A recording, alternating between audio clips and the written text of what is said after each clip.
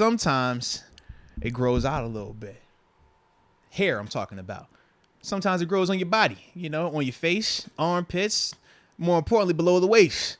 That's where it likes to grow at times. Well, Manscaped, who happens to be the sponsors for today's show, are the leaders in below the waistline grooming. They keep your short and curlies short and not as curly. They keep you feeling nice and fresh. They keep you ready for any occasion, But more importantly, you might be asking yourself, well, how? How does that happen? Well, they got this instrument called the Lawnmower 4.0.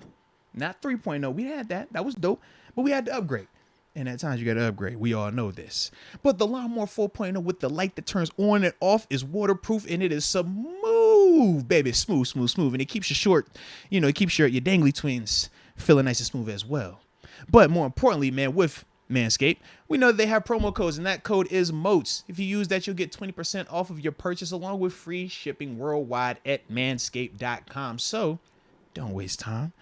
Don't leave your dangly twins feeling too furry.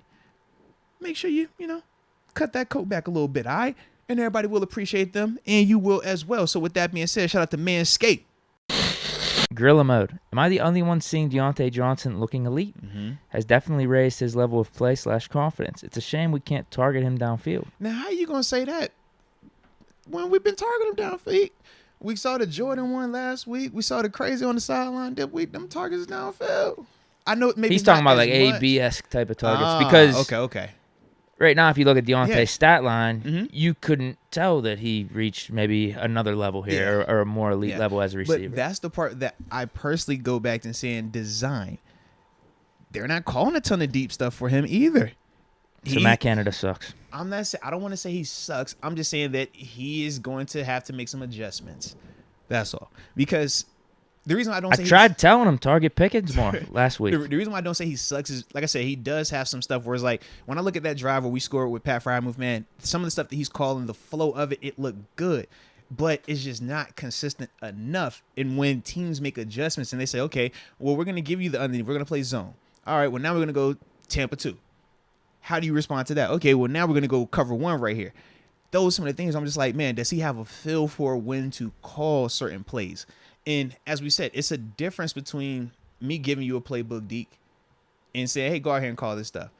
You got the full gamut, 60 plays. But if you don't know which you should call first and second down, you don't know third down versus backed up versus midfield versus red zone versus high red zone versus nickel personnel versus dime personnel versus base personnel. If you're not able to do all that on the fly, then at times you're going to look inconsistent. And that's the stuff for me where I'm looking and I'm trying to figure out, okay, how long until he can get that part? Because he does have some good calls. And I'm like, okay, I like that call right there. He has some cool concepts. I'm like, all right, that concept, that's pro ready. That works. And we saw some success on it.